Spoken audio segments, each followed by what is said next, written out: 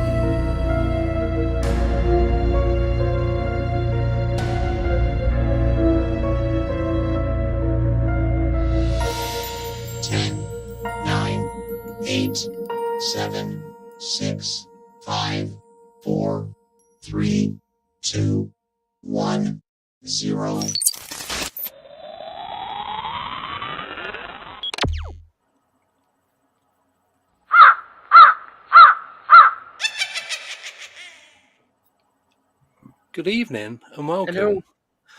So, welcome, Dan. Thanks for joining us tonight. Here's a little bit of an introduction. So, Dan Baldwin is a professional writer, often a ghostwriter for other professionals. He's written and co-written or ghosted more than 50 books and has won numerous local, regional, and national awards. He's a certified clinical hypnotherapist, plays a Native American flute, and is an expert pendulum dowser, having used the pendulum to assist in finding missing persons for over 15 years. Welcome, Dan. Glad That's to a be here. pretty good introduction, if you ask me. Well, Yeah, definitely. thanks for the invitation. I appreciate it. You're welcome. Yeah, Good it's to our have you. pleasure. Definitely. So, tell us what got you first started in all this strange stuff. It goes back about 20 years. I've always been interested in the paranormal, but it was always, in the background, just, moderate interest. Yeah. And about 20 years ago, I was walking around my neighborhood late at night. I go out and I call it dumping the trash. When you go through the day and you just, and you walk around. And after about half an hour of walking around, you're a decent person again. Yeah. So I was out walking down to my neighborhood park. Nobody around, no cars driving by. And I'm not a clairaudient, but I swear to God, I heard a voice say, "Find missing children." Clear as a Oh, bell. And I thought, well, that's interesting. Yeah. And I looked around, said maybe there's a window open or something like that, and it's a TV set or something, and nothing. Yeah. No cars, no windows open, no sound. Nearest traffic was 3 or 4 blocks away. And from that moment on, for the next 3 months, that thought just hammered the back of my brain. I mean, it was more than an idea. It was almost like a command. Yeah. Right. And finally, I gave up. I did the proverbial, show me the door. I'll walk through it. Just, get off my back, Yeah, just to ease it a bit. Yeah, because seriously, it would not. The feeling would not let go. Right. And at the time, I realized, I'm not a trained investigator. Right. I have no police background. I'm not a private eye. What can I bring to this quest? And then it occurred to me, in my family's always said there's a line of psychic ability in the family. I go, well, all right, let me try that. Maybe that's the way to go. Almost on a lark. And then I started hanging around, paranormal bookstores. I started meeting psychics. Some people, were kind enough to say, yeah, you've got the talent. Yeah. And then one day I saw a woman in one of the stores with one of these things, a pendulum, doing that. And it just hit me, I can do that. I can do that. So I started studying pendulum dowsing. Ooh. And I've been doing it more than 20 years. I'm a self-taught pendulum dowser. That led to working with some psychics on some missing person cases, which led to me being a co-founder of a group called Find Me, which is an organization of psychics. I'm a co-founder, and I've since left the group, moving on my own. Yeah. And we've worked cases all over the world looking for missing persons. That led to me working with some friends I met as part of the group who are intuitives and mediums. And one day we were just kicking around ideas, and why don't we combine your medium and your intuitive abilities with my ability with the pendulum, and let's go to some ghost towns and some ghost mines and some ghost ranches, and let's just see what happens. Yeah. And sure enough, the combination of my pendulum dowsing with the intuitive and mediumship really clicked. It worked well. Yeah. First time we tried it was at a ghost town called Cortland, and we realized there really is something there. That led to me writing, moving on my own to writing books about pendulum dowsing. The first one was the Practical Pendulum is just a basic guideline. Anybody can pick it up and read it. And several books later, I said, well, why don't I write a book about making contact with the paranormal? Because I've done so much of that. So I adapted the Practical Pendulum to the Paranormal Pendulum, on how you can use the pendulum dowsing technique to contact the spirit world. And that led to me working with a friend of mine, my co-author on the current book, Paranormal Pendulum III, George Sewell, doing a lot of research in making contact with the spirit world, which led from there to making contact with Lindsay Higgins, who is the subject of the current book. And that led to her abduction from the UFO phenomenon with her abduction. So it's a long, convoluted story.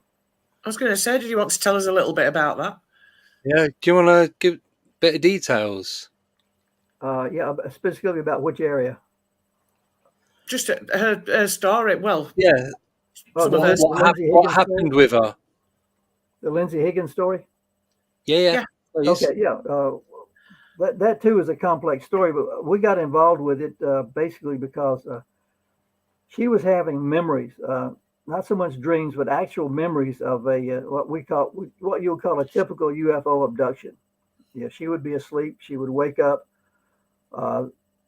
She would look out the window. There would be a traditional UFO flying saucer type craft. She would rise up off the bed, float through the wall into the craft, and where medical experiments were conducted on physically on her body. It's a typical case, and she was a typical person. She had all these experiences, and this went on all her life. It went on throughout her life, and she's one of these people that just she knows it's happening to her, but she doesn't want to talk about it because she thinks people are going to think she's crazy. They'll make fun of her. The whole ball of wax. And George and I got involved with her, and we wrote the book. Yeah. And primarily, the purpose of the book is one, to tell her story, but to encourage other people who are going through similar experiences that, you're not alone in the world. This is happening to a lot of people all over the world, all of the time. And, there are people out there with whom you can share experiences. There are people out there who can help you through whatever personal crisis you may be going through at the time regarding your abduction. But there's no reason for you to hold back, to be afraid, to keep your mouth shut, to think you're crazy, or to think that you're out of it. There's help out there. There's encouragement out there. You're not alone. Have you ever used your hypnotherapy skills to do regression? Not in relation to these books, but when I got my my registration, as a clinical hypnotherapist, I had to conduct so many 100 hours of actual hypnosis sessions to graduate. Yeah. And I found out that a lot of people are fascinated with regression, past life regression, and so that was an easy way for me to rack up a lot of hours. Say, hey, would you like me to do a regression? Oh yeah. They had a line of them. I did an awful lot of those. Yeah. Did you have a line of people waiting to come in? Pretty much, yeah. In fact, I did small groups. I would. Right. Small groups. Does that work as well? Yeah, it works fine. Yeah, there's an interesting story there. When you do a regression, you get all kinds of responses. Everything from zero, nothing happened, to the full body, sight, all the five senses involved, and everything in between. Somebody may smell something or feel something or just see something. But I was doing a session. I think there were like 5 people, and I could tell that I was, it was working on 4 out of the 5, because I could tell by finger movements or their eye movements that something was going on as we went deeper and deeper and deeper. And there was one young woman. I said, I'm not getting through to her. This is just not working. And so finally, when I said, 4 out of 5 ain't bad. So finally, we brought them back out. I said, okay, everybody tell me your story. Then we went around the room, and some had, the full experience. Most of them had, a simple thing like, I smelt my mother's apple pie. I smelt the pine trees out behind the house, that sort of thing. Yeah. And I got to the woman who I thought that I had not reached. She started to speak, and she broke down crying. And she said, the Indians took my baby. They took my baby. Oh. She had gone back and experienced the Native Americans somewhere in the northwestern United States kidnapping her baby. It was such a full-blown experience. She broke down, and we had to take her outside and kind of walk her around for about half an hour just to settle her down. Yeah. It was powerful. I mean, that wasn't somebody faking it to be the center of attention. I mean, that was just way too real. Yeah. Yeah. So too emotional. Yeah. So when that happens in like a group regression, like, does that affect anyone else who's under?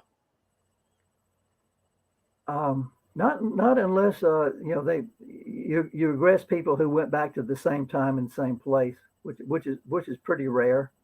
I did one session, however. I did a friend of mine who was a psychic was doing some work with a family, and they were having trouble. So she thought regression would work. She brought me in, and I regressed each member of the family. Father, mother, and the little kid.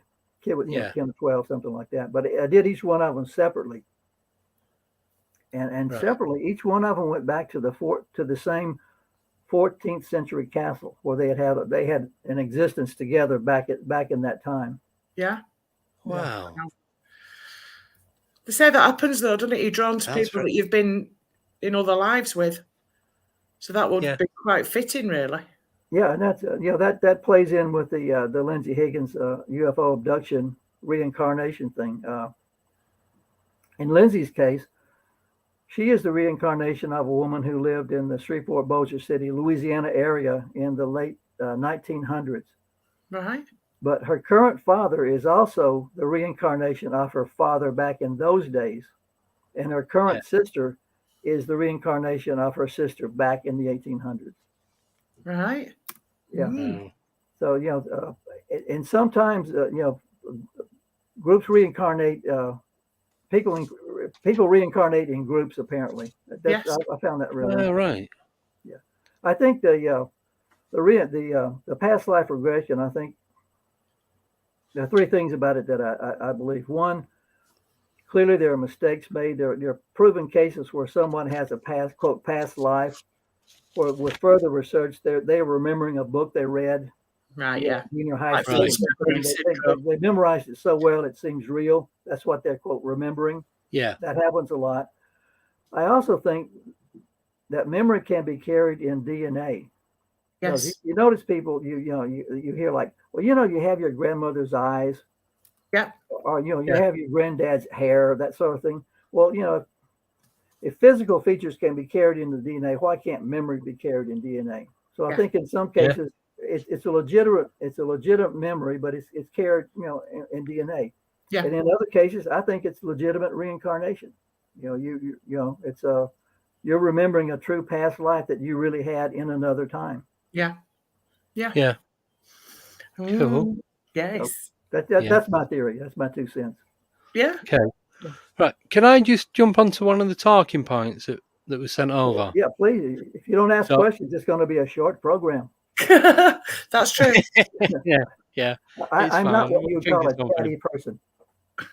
No, we're not either. So we need the people. Ask away. Yeah. So it's got spirit communication can be conducted by anyone. If you can swing a rock on a string, you can communicate with the spirit world. Yeah. Can you go into a bit of detail about that, please? Yeah. Again, I keep pointing this out all the time. What stone is that, Dan? I don't know. That looks familiar. That looks a bit like tiger's eye, but it's not tiger's eye, but it's something like that. The point I want to make here is there's no magic in the pendulum. It's a weight on a string. Yeah. In fact, it's not even a pendulum. It's a necklace. Yeah. Yeah. I was up in Kanab, Utah, and I went into a rock store, and they had some necklaces. And I said, "Wow, those will make great pendulums." Yeah. So I picked up 2 of them there. But there's no magic in it's a weight on a string. There's no magic there. What happens is the quote magic happens between your subconscious mind and what's out there. Yeah. And the way it works, at least the way I see it, when you hold the rock on the string, it's a bit like hypnotism. Your conscious mind focuses on the rock. Yep. And while your conscious mind is focused on the rock, your subconscious mind is all of a sudden free. And your subconscious mind then is able to contact your higher self, the Akashic records, however you want to describe it, a higher power. You define that however you want to. And you're also able to use your subconscious to contact ETs in the spirit world. I think the contact with the spirit world is enhanced because your subconscious contacts your higher self. So in a way, you're talking spirit to spirit. If you get my point. You're not trying to talk physically to a spirit. You're going up and around. And I think that's one of the reasons with pendulum dowsing, you can have extended conversations with the spirit world. When you're out on a location, you're hoping maybe to get an EVP, or maybe to get a knock on the door, or maybe feeling in the back of your head or something. And, that's contact, and that's legitimate. And then that's it. Right. But with pendulum dowsing, we've been able to have, legitimate conversations for up to 20, 30 minutes with spirits. Yeah. Simply because I think that the technique allows you to do that. It's a lot easier for them in their vibrational level to work with us on our vibrational level. Yeah. Yeah. I gotta say, I found when I do the pendulum and I'm communicating, I feel a lot more at ease than when I'm going out investigating and asking something to tap me or whisper or make a noise or, do you know what I mean? Because I think it's, because when you're out in the field doing it, you don't know what is going to be there. You don't know what you're going to attract. But it seems to me that using the pendulum, it feels a lot more controlled. Yeah.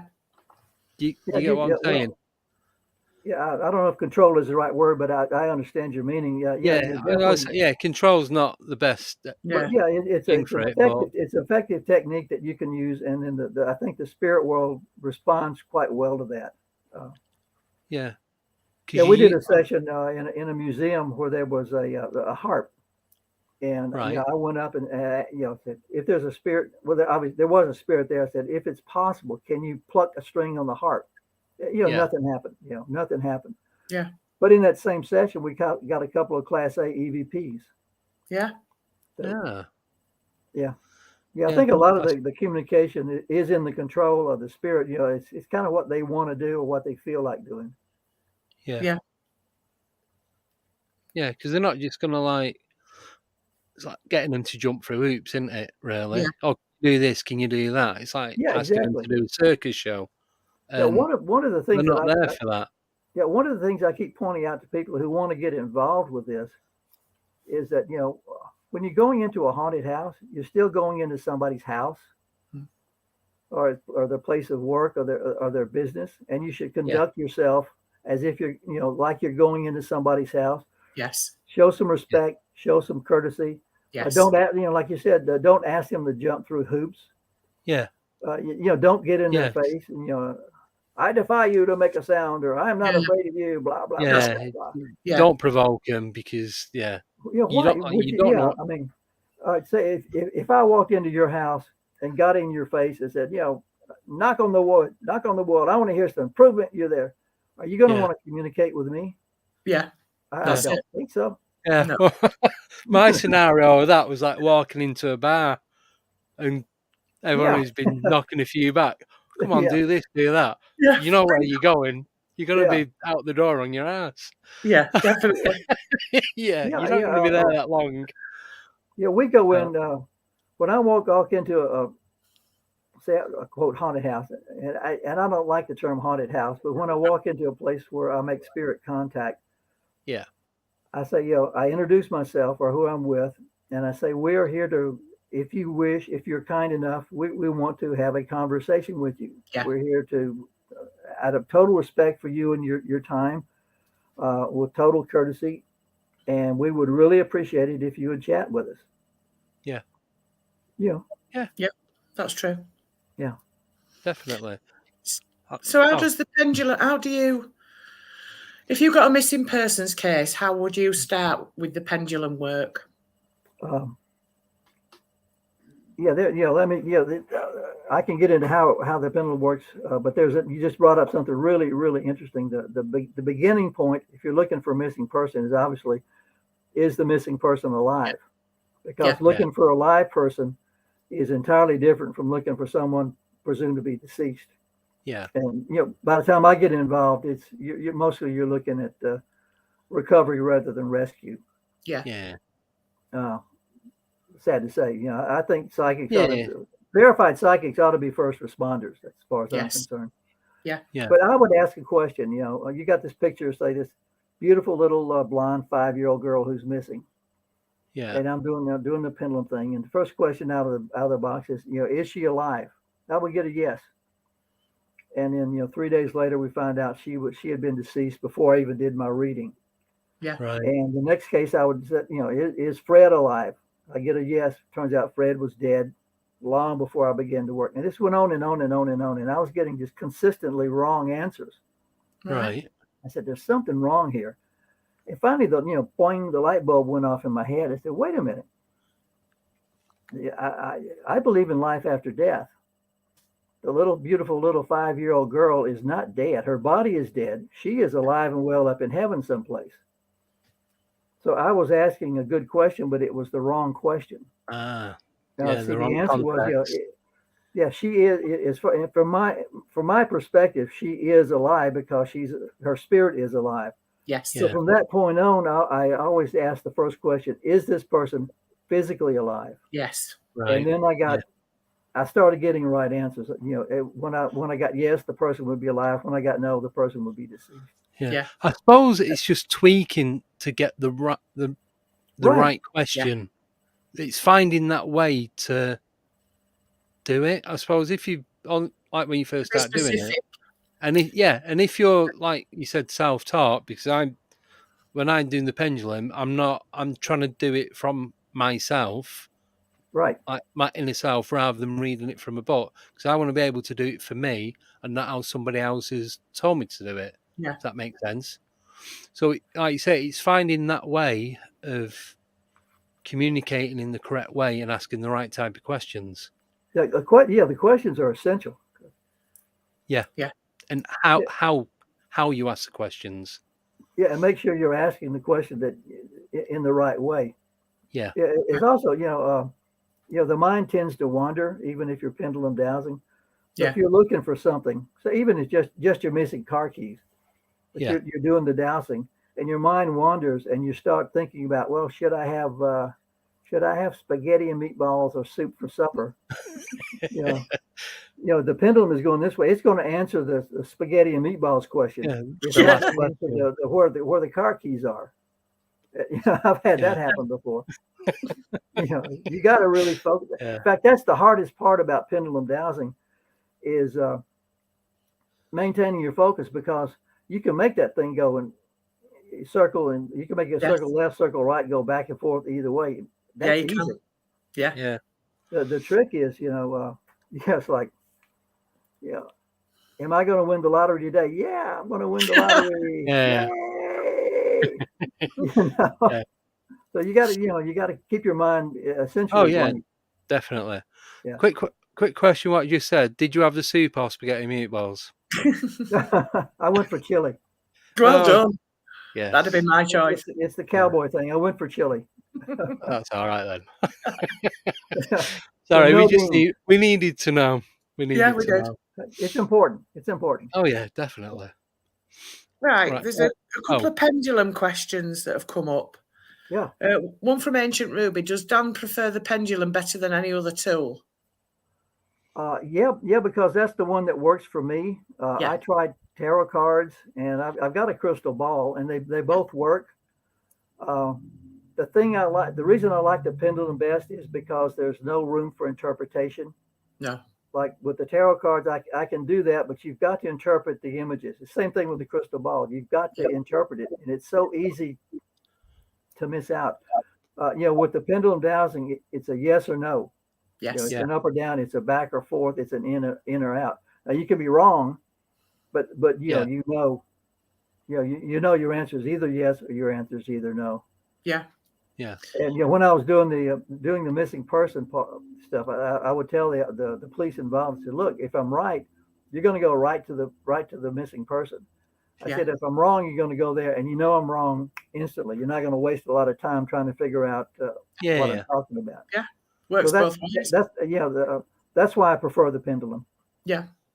Lottie wants to know, does Dan ever use dowsing rods? I do. I have a pair of really good dowsing rods. I don't use them that much, but I have used them. I just I'm real comfortable using the pendulum. Yeah. I use them. In fact, we were doing looking for I was back in Louisiana. We were working with my friend George Sewell, and we were trying to track down a missing diary from the 1800s. And we had the cooperation of the Spring Street Museum, which is a premier museum back there in Louisiana. And the manager, the director of the museum, had permission from the city to pretty much dig wherever you wanted to dig, do archaeological research. Right. So we great. So we got my dowsing rods out. We went to a location. It was an empty lot. A house had been there, and the really beautiful house from the 1800s. It had been torn down. But we knew through the pendulum dowsing that the diary was there, and we knew the general area. So I got my rods and walked out there, and they crossed at the right point. We checked that with the pendulum. That was the right point. So we started digging, and we got down about 2 feet and ran into a concrete floor. Somewhere along between the time they tore down the building and the time it became an empty lot, somebody set up a garage there, built a concrete floor. So we found their location, but it didn't do us any good because we couldn't get through the concrete. Oh, That's a shame. Yeah. yeah. Sometimes it works, but it doesn't do you any good. Yeah. There's another pendulum question just popped up from Ruby. What would you say is the best pendulum to buy? Thank you. Buy the pretty one. Yeah. I think with that, it's one that suits you, one that you're drawn to, I think. Right, exactly. Look for the one that says, take me home, take me home, take me home. Yours. Yeah, exactly. Well, that's it exactly. Again, it's a rock on a string. Get the one that you're attracted to. A good story about that, about the rock on the string thing, is I was out, we're over in out of Tombstone. There's an old graveyard back from the 1880s. And it's one of those old things that's just piles of rocks and old wooden crosses. It goes way back there. And we were going to do some readings, and I was with several other psychics. Got out of my truck, got my little kit, and I had left my pendulum at the house. Had no pendulum. So, well, big deal. Went back to my truck, had a spare pair of tennis shoes, cut one of the shoestrings in half, picked up a rock off the ground. Yeah. Tied the rock to the string, and that was my pendulum. Yeah. Rock on a string. I still have it. It's my backup pendulum. Oh. So, did that work straight away for you? Yeah. Again, right. The work is has no relation to the pendulum. It's just a tool. Yeah, that's just a tool. The work all goes on up here and up there. Yeah. That's where the work is done. Yeah. So the one that you've got on the desk with the necklace and is that your favorite? Is that the one? I don't have a favorite. Do you tend to use one more than another? Yeah. Excuse me. Let me step away real quick. Yeah. Well, that's fine. I prefer this shape. Yes. Both of mine are that shape. Yeah, the reason I prefer that is I do a lot of mat dowsing. Yes. And that point is about the size of a baseball field. Yes. So when you're doing mat dowsing or just regular dowsing, you can actually get down to very, very specific locations. And the pointed tip is very helpful in mat dowsing. That's why I prefer that.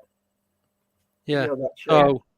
Because obviously I said to you before on air, I've been doing some communicating using the charts.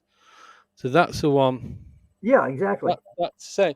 Like I said, it's either copper or brass. And same thing, I was drawn to it. It's not shiny. It's not got a stone on it. It's just smells of copper coins. Yeah. Yeah. So it's nothing exciting. But I've got pendulums that are stone, that are crystal, that are metal, that are plastic, that are wood. Yeah. Just when I go by a location where they sell pendulums, I pick the one that that I'm attracted to. Yeah. Well, I've got this. It's I'm not sure what it is. It's mineral. Mm-hmm. So obviously, it's out of the earth. I just need to put it on a thread, string or whatever, and then I'm going to use that. Kind of pointed and flat and what have you, but just see how it goes. Like I said, nothing wrong with having a backup pendulum. No, that's true. I've got several. Well, you will have in your job. But I don't really have a favorite. Do you do this? Yeah. Sorry, go on. No, I said I don't have a favorite. I kind of pick out the one that feels right for the the task at hand. Yeah. So do you do this full time, so to speak? Is this your? I'm a full time writer, so that's my vocation. I do pendulum dowsing in my personal life for personal enhancement every day. Right. Okay. And when I'm able to get out and do research, which is as often as I possibly can, I always have my pendulum with me. Right. My kit usually is a pendulum and a recorder. Yeah.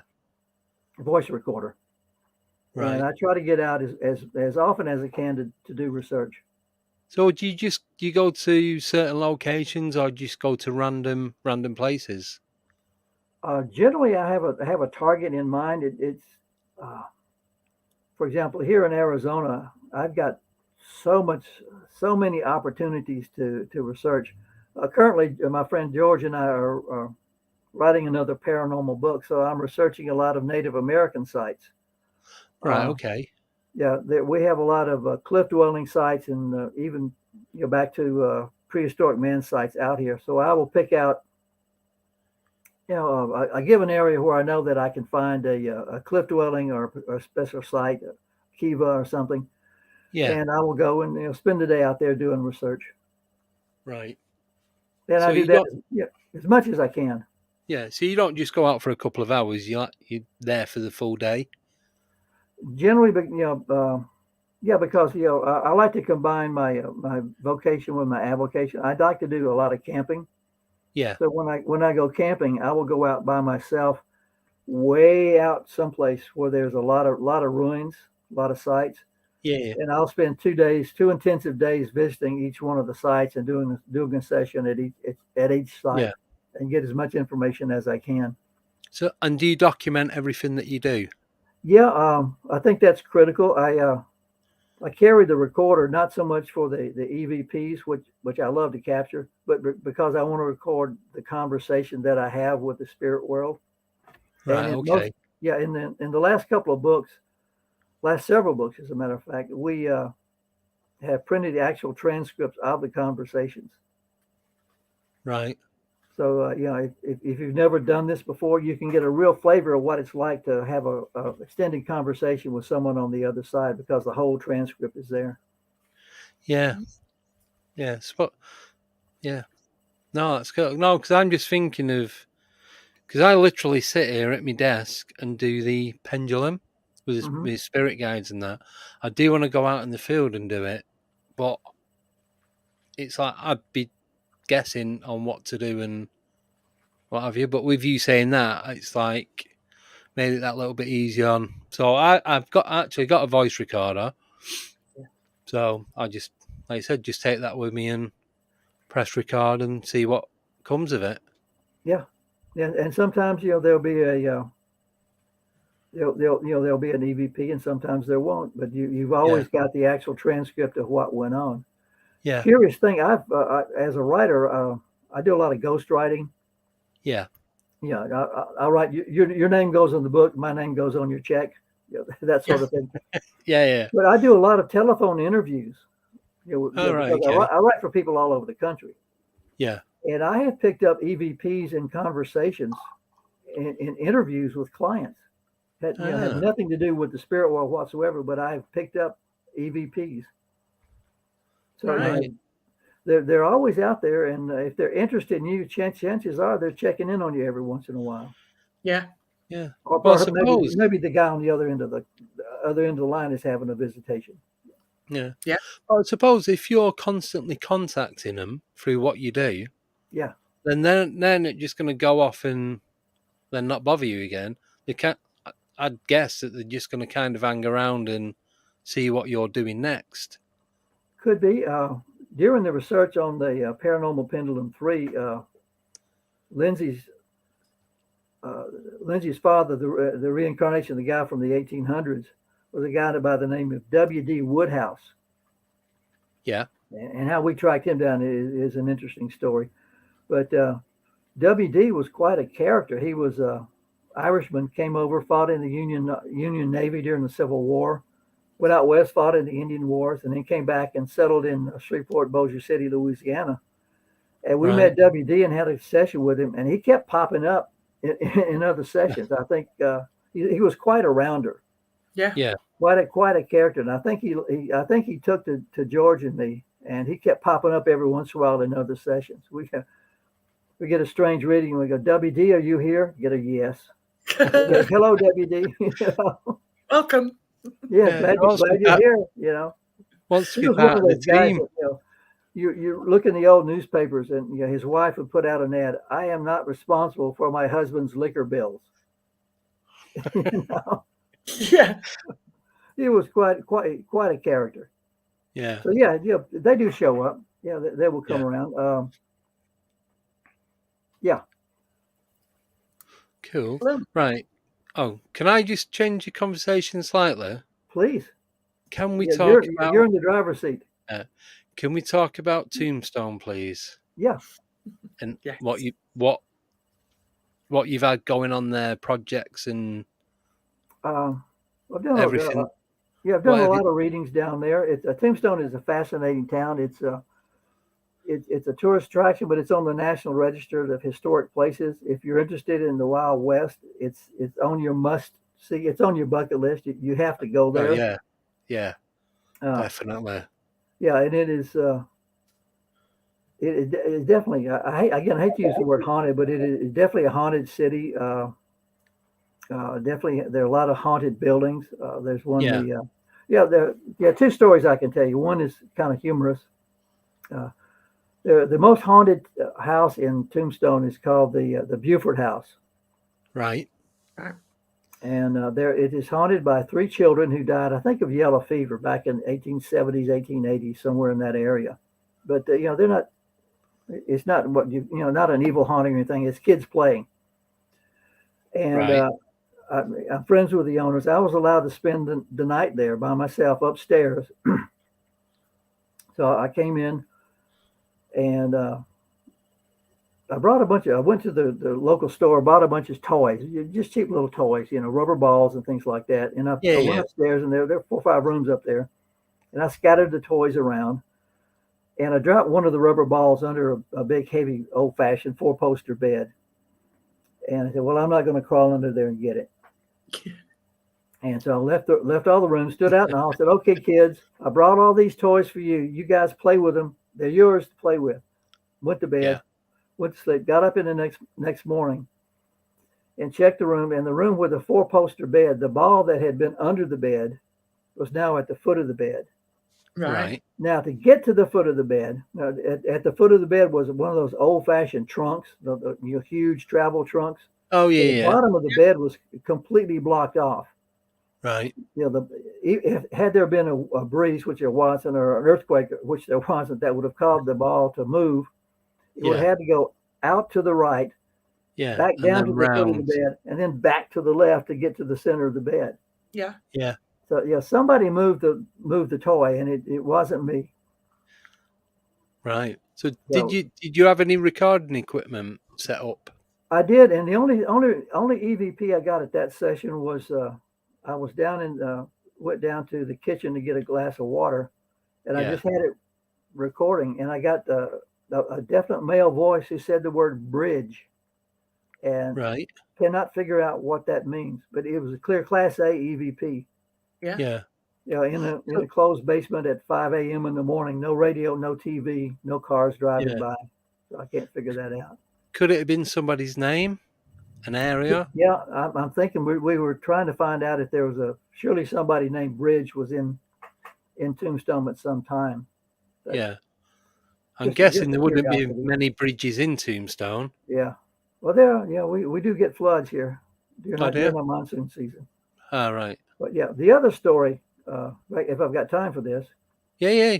Oh, yeah. All the time in the world. It's a little bit more dramatic. We were doing a session, friends and I was joining some friends who do an annual fundraiser for Wounded Warriors Project.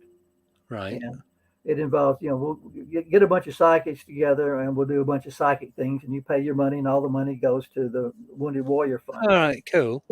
Yeah, it's really good. It's a nice thing. Dwight and Rhonda Hull run that. And I was a guest speaker, and being friends with them, I was also a guest helper, outer, errand boy, whatever. And we did a session for like 3 days, Friday, Saturday, and Sunday. And it was intense. I mean, we went around Tombstone. We went out from Tombstone to ghost towns, very physically intense as well as spiritually intense. Did a bunch of readings. And Sunday night, we were just exhausted. And we had our guest was, you're probably familiar with Brian Cano. He was the guest. He was the star of the show. And we went to an old building in Tombstone in the old Chinatown area. It was a modern building, but it was built on the site of a Chinese grocery store, hop house, bordello back in the 1880s. So it was quite active. Okay. Yeah. And it was set up today like an old saloon. And so we took everybody in there and said, okay, this is where you can take everything that you've learned this weekend and practice. So basically they get to play psychic. So, there were tables over there so that we put out cards, empty bottles, but shot glasses with empty bottles like they were drinking whiskey. We set up the bar with bottles and shot glasses like they were drinking, and people were doing all kinds of stuff. And they were carrying around, cap pistols and things and trying to wear cowboy hats. And during the session, which was recorded, by the way, I mentioned the documentary I'm in. We ran into some photographers doing a documentary. They're out of New York, just fortuitous event. They were down in Tombstone at the same time we were. We bumped into them, and they said, "Well, can we follow you guys around?" Yeah, right. So I'm even interviewed in that one. But so this thing I'm telling you about is actually documented. You can go online and check it out. But this woman was doing her first. She had bought a pendulum from me that day, and she had taken my class, and she was doing her first pendulum session. Yeah. And Brian, being the star of the show, was kind of observing, and he said, "Hey, she's getting something. There's something going on over here." Yeah. So he called over. Dwight came over, and he said, "Dwight, what do you think?" And Dwight's an intuitive, and we're doing the session. Yeah, there's something going on. So he called over Rhonda. She's a medium. But no, he called me over. I'm the dowser. And so I said, yeah, you've got something going here. So I didn't have my pendulum with me. So I borrowed a necklace like this off of the woman standing next to me. Yeah. And I told the lady who was practicing the pendulum, said, "Let me take over." I said, "Nothing against you, but this is your first session and you're having trouble." And she said, oh yeah. I don't know what I'm doing. And so I started doing it. And then I called Rhonda over and said, "We got something serious going on here." Turns out we had made contact with the spirit of a Chinese man who had died in the 1880s. He had murdered his brother back in the 1880s. Now his brother had, died and crossed over. He was on the other side. But this guy was afraid to cross over because of, he thought that the terrible things that would happen to him, terrible guilt he was feeling. He knew he was going to go to hell or whatever. So he was terrified to cross over. So we started working with the spirit and trying to tell him, it's okay, you can cross over. It's all right. There's nothing for you to be afraid of. And then another spirit popped in. This was his brother, the man he had murdered, showed up. So in that one session, you had two psychics, a pendulum dowser, and a spirit coming back from the spirit world to help somebody make the transition over to the other side. Right. And I don't remember this, but they tell me when he finally crossed, my pendulum swung around in a circle. All I remember is it dropped out of my hand, and I said, "He's gone." Wow. And at that, now there were about 30 people watching this, and there was a wave of emotion that swept all the way through the crowd. I mean, I was crying, Dwight was crying, Rhonda was crying. You could see people in the crowd. You could see it. It hit them. It hit them viscerally, in the gut. Yeah. Even Brian, who's a psychic, had a sudden attack of hay fever. About hay fever attack. It was one of the most emotional experiences of my entire life. It is. I've done that. Yeah.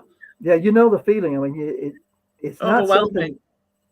You can't fake it. I mean, No, definitely. I mean, when it happens to you, it's real. It's absolutely real. Yeah, it is. Yeah. It's only happened once, but just totally. We had to stop what we were doing then because we'd worked quite a good hour and a half on that. Yeah, it took a while. She went, and it was just like, well, we can't do any more now. We were exhausted as well. Yeah, in fact, it was so emotional. I couldn't talk about it. I couldn't even tell my wife about it for 3 days because if I started to talk about it, I'd start bawling. Exactly. It was that powerful. All right. Yeah. It's amazing though. It's a good feeling. Yeah. Like emotional overload. Yeah. Yeah. Exactly. Yeah. Perfect. In a good way. Yeah. Exactly. Yeah. See, I've never experienced that. A little bit when I've been out investigating, I felt like the energy change and like that sick feeling, or You feel like you're getting upset or angry, but you don't understand why. But I've not had the full blown all of everything at once. Yeah. Yeah, I've had that happen. I was down in around a little town called Sierra Vista, southern Arizona, and back in the 1970s, that era, there had been a shootout there, a religious shootout. One of these far out churches. Yeah, and it's bad scene. It's still the people in the neighborhood still feel bad about it. But there's a block there where it happened, and it's an empty lot. And we just thought we would go down there and just do a reading and see what we would come up with. I stepped from the sidewalk into the lot and just doubled over instantly, like I wanted to throw up. Yeah. Wow. So I stepped back, and as soon as I got off the lot, I cleared up. I said, "Wait a minute, this is odd." So I stepped back on. My stomach got real sick again. I stepped off, and I was okay. So I did that 3 or 4 times. I said, "Yeah, this is." I don't know what it was, but there was bad mojo was there. Yeah. Nothing negative happened, and nothing demonic or anything like that. It was just like sick at my stomach. Yeah. How about that? Yeah. Yeah. That was followed by something demonic, I think. Yeah, I can toss in here. There are definitely demonic things out there. There's definitely evil out there. There's definitely bad stuff out there. Yeah. In fact, speaking with a woman yesterday who had read Paranormal Pendulum 3, she said, "One thing I don't like about your book is you say there's no bad, there's no evil out there." And I said, no. What I'm saying in the book is we have experienced no evil. Yes. Yeah, evil is definitely out there. Just all we're saying is that George and I have not come across it. Yeah. And one of the reasons we haven't come across it, we don't go looking for it. We don't want it. No. Yeah. So do you take like crystals when you go out doing this stuff? Do you do protection? Like I do the basic. Just the basic white light. Yeah. Surround yourself. I don't do anything mystical. No, I always say every once in a while, if I run into like that situation, I may sage the car, something like that. But there's no ritual or anything involved. No, I always carry. I've got a big flat. Don't know, about so big of obsidian.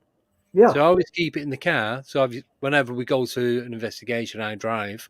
So I take it out of the car and put it in my pocket and take it with me. Yeah. Mm-hmm. And so far, so good. Touch wood. I'm still there telling stuff what's gone on and not been ripped apart by anything yet. Well, I think a positive attitude is the best defense. Yes, it is. Yeah. Definitely. Yeah. Right, well, we're coming up to a break, so we'll have a couple of questions. Oh, right. So I thought you meant break now. No. A couple of questions before we go to the break, because we've got quite a few. Keep the questions going. Yeah. Right. We don't want this to end prematurely. Right. Ancient Ruby wants to know, have you ever tried remote viewing? Yes. She finds that more accurate. Yeah, I've tried remote viewing. There's definitely something to it, and in my experience, I like the pendulum dowsing because it's more accurate as far as I'm concerned. Yeah. In other words, when you do remote viewing, I can get a drawing of the building or the facility or whatever you're looking for. When I'm pendulum dowsing, I can get a physical description of it. I can get a GPS location. Excellent. I can get more information and more accurate information. Right. Yeah. Cool. Thank you. Yes. Next question. So I'm just trying to think of a. Yeah, let me toss in with the remote viewing. I'm not knocking it. It just the dowsing works better for me. I think anybody involved in the psychic work, you find what works for you. If remote viewing works for you, that's your tool. Yeah, it's personal preference. Yeah, exactly. Yeah, you've got to try the different things to see what works and what doesn't. Yeah, like I said, I tried the tarot cards, the remote viewing, the crystal ball, the pendulum. That's what works for me. It just felt right for you. Yeah. What you tune into, I think it's what you tune it's your into. energy. It's what in my books, I call myself a psychic on training wheels. I still consider myself a learner. So. Yeah, I think we all are. Yeah, I think we'll always be learning. Yeah, of course. It's, Every yeah, day's a it's school day. yeah, but it's like it's what your energy connects to, Exactly. Yeah. and that. So if it's something that your energy isn't, well, it's not fond of, it's kind of going to reject it and make you, nah, that's not for me. Yeah. Yeah. And you pick something up, and it's like instant. That's it. That's what it is. Yeah. Straight Well, away, that's you've got exactly that what. connection. As soon as I saw the woman with the pendulum, I said, "That's it." Yeah. I just knew it. See, I've got a crystal ball, but I get nothing off that at all. I've tried countless times, and I can't get anything off that. Yeah, give me a pendulum or tarot cards, and I'm away. Yeah. So yeah, it's what works for you. Yeah. Thank you. Right. Next one. I'll do this one from Warren. So this is from Warren Hardcastle. Has Dan done any research on the disappearance of the Anasazi Tribe. Anasazi No, Tribe? I have not. So is that the one from Alaska? I ask this every time. I'm not sure. I can never remember the name. I'm sure Joe will find out for us, though. I'm sure that was that like the 1950s? It might have been earlier than that. Yeah. And if it's the one I'm thinking of, there's a full tribe in Alaska that just vanished. Was there like 90 people or 120, 90 to 120 people or something in this tribe, and they'd all completely gone. There was stoves that had been, like, the wood was lit to cook the food in the pots, so that was still quite fresh. The charcoal was on the wood, but all the food had gone off. It had all gone rotten. All the fruit had gone rotten. There were maggots crawling through the meat and everything. So it kind of like contradicted itself. Yeah. That's if it is what I might be on a different story with that. I think you're right. And it's just the two things didn't match. And one of the things were that they all got a virus as such, and it wiped a lot of them out. And the ones that were still left, they just left the camp and went to find somewhere else to stay until whatever, or carrying on moving. Yeah. So I'll see if Warren gets back to us on that. Oh, he's back. Right. Oh, here we go.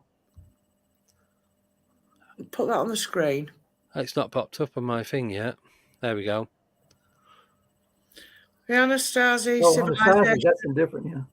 Emerged sometime around 100 AD. It was based in the Four Corners region of the That's different. Yeah, that's my country here. That's what I'm researching now. Right. That's what we're calling the Paranormal Pendulum Book 4 is involving the Pueblo dwellers. The Anasazis were one of the Pueblo dwellers, and the mound builders. George is from Louisiana, which is the center of the mound building culture. So we're comparing the mound builders with the cliff dwelling people. But the Anasazi, I'm not researching the disappearance. I pretty well agree with some of the historians who say the Anasazi are now the Pima and the Maricopa and Papago Indians of Arizona. Right. Yeah, they built the structures, and then for whatever reason, they drought or warfare or whatever, they left them, and they're now the current Pima and Papago. Right. That's what I believe. Yeah. So I don't think they disappeared at all. Right. Just transcended. Yeah. Yeah. No, thank you. That's that's my opinion, but that's what I think. But yeah. As far as the Anasazi, they're next year I may be calling you and say, hey, I got a book you might want to talk about. Yeah. Now that'll be about half of it. Right. Yeah, the early research is real interesting. Yeah. Ruben wants to know, what are you looking for in the Four Corners, Dan? I'm looking for contact with the Native Americans who have had contact with what we're calling the sky people. Right. Presumably ETs. Yeah. Presumably, yeah. Yeah. We're trying to hone in on exactly what that means. Yeah. Excellent. So that involves UFOs, but it also we're trying to research UFOs by interviewing deceased Native Americans. Yeah. It's an interesting approach. It is, but if it works. Yeah. But if the ETs had contact with the spirits, and we can contact the spirit world, that's an entirely brand new area of research. Yeah. I don't think Definitely, anybody's tapped into that. Well, we've got a comment from Ruby before we go to a break. I may be able to help you there. So we'll have to try and get you in touch. Go to my website. You'll find my email address and get in contact. Right. Brilliant. Yeah. So Joe will put up your website details for everyone to go over and have a look at. So while Joe does that, we shall have a 4-minute break. Yes. And we can all freshen our makeup. Oh, yes. Powder the nose. Get my a bit of red cheeks perfume. going. Yeah. And a couple of whiskies. Yeah. That'll do. We'll see you in 4. Yep. See you in I'll 4. be here.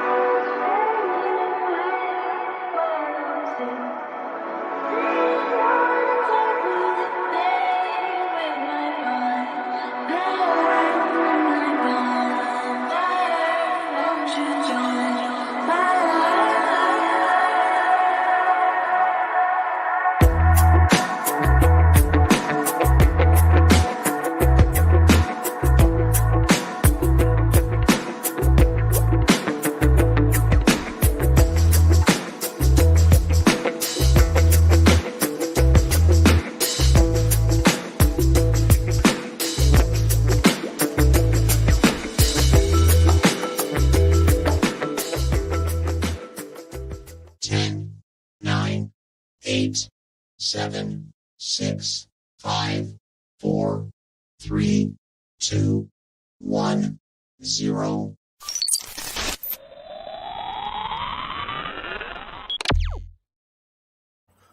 And we're back. That's a quick 4 minutes, is that? And then 4 minutes get quicker every week. Yeah, they do. I'm so glad I put that. I'm so glad I stuck that 10-second countdown in it. Yeah. Because I don't think anyone would come back if it weren't there to bit of a nudge. Yeah, listen. Right. Yeah. Right. Let's get back to some questions then. So this one's Yes. from Johnny. Out of all Dan's reports, which has left him baffled? Baffled. Baffled.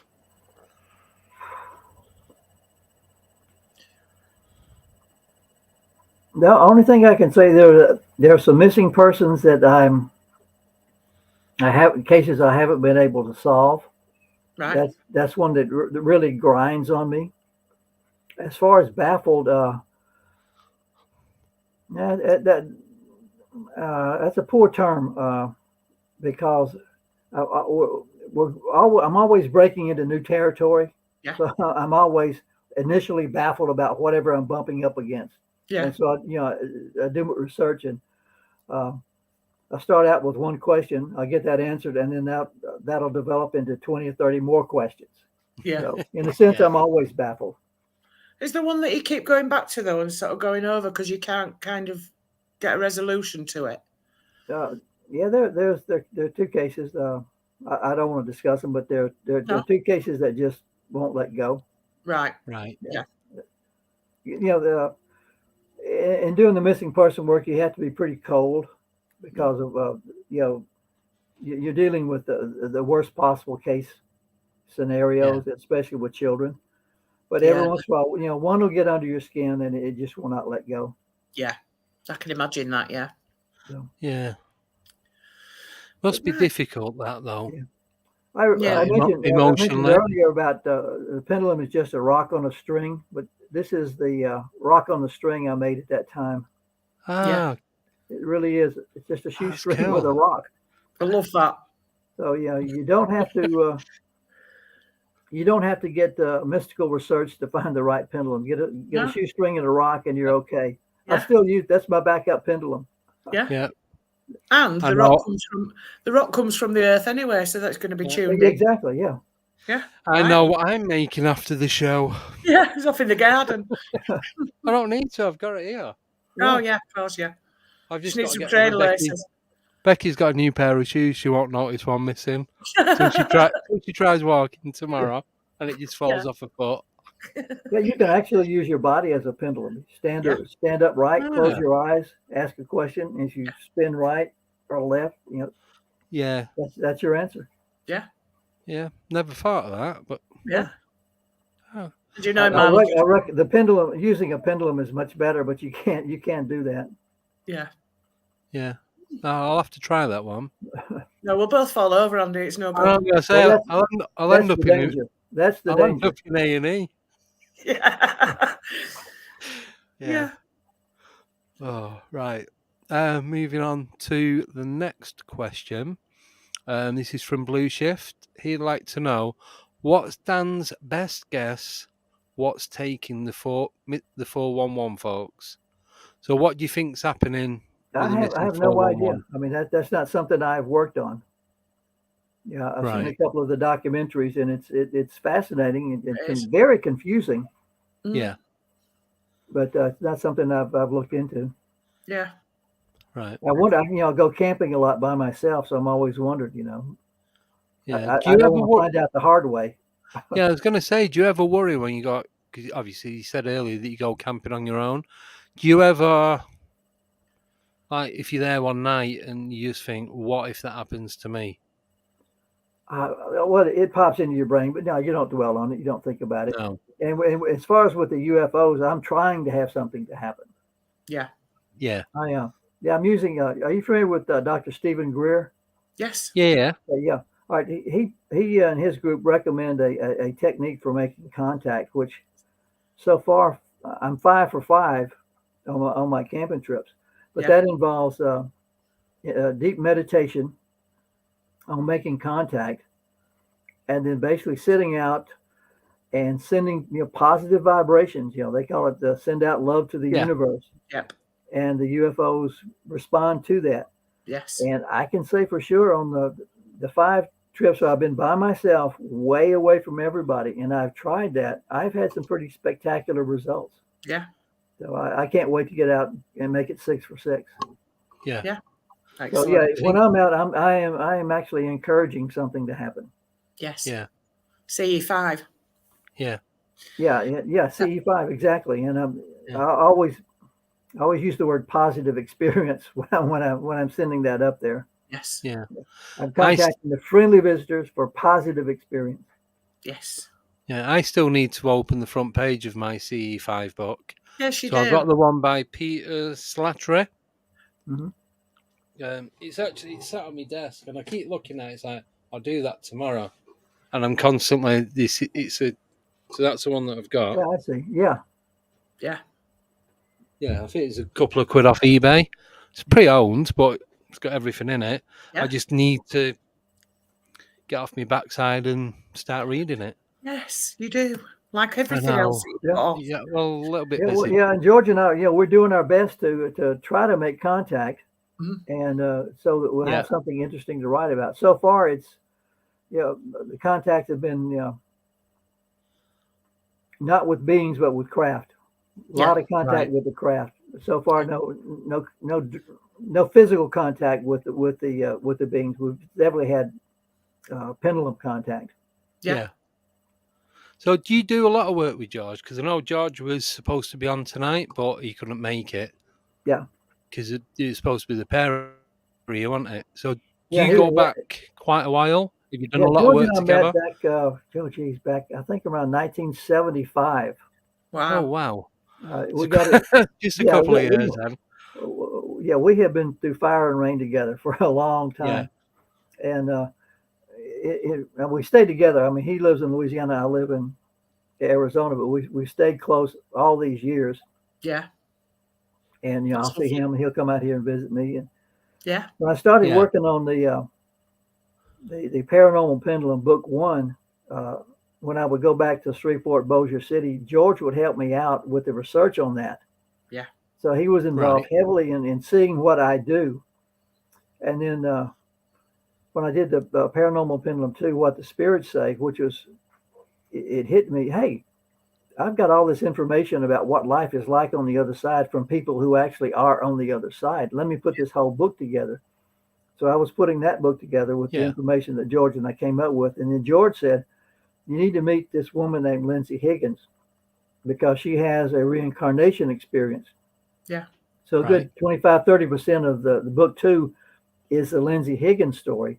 Yeah. Which we got into the reincarnation part, and then George and I sat down and decided, we've got to do something about the UFO part. So that's where George and I became co-authors on the Lindsay Higgins UFO abduction. Yeah. Right. So yeah, George and I, Excellent. we got to meet when we were children. Yeah. 1975. Wow. That's a long time ago. Yeah. It just seems like yesterday. Yeah. I was 2 anyway. Yeah, I was working in advertising, and George was, I was looking for something. I was looking for something to do in my spare time, Yeah. and George was organizing a film society called, the Scotch and Cinema Society, Right. where you sit around, drink scotch, and watch classic movies. Yeah. Sounds good. We got together, and through that organization, and we've been together ever since. Oh, that's lovely. Oh, yeah. Yeah. There's Nice not many story. friendships that stand the test of time like that, is there? Well, like I said, we've been through fire and rain, so Yeah. it's getting stronger and stronger, and we keep coming up with the interesting stuff that really complement each other. Yeah. Yeah. Now, George he was a state director for MUFON in Louisiana for many Oh, years. right. Okay. And then I've got the pendulum dowsing technique, and then George has since become a dowser. Yeah. Yeah.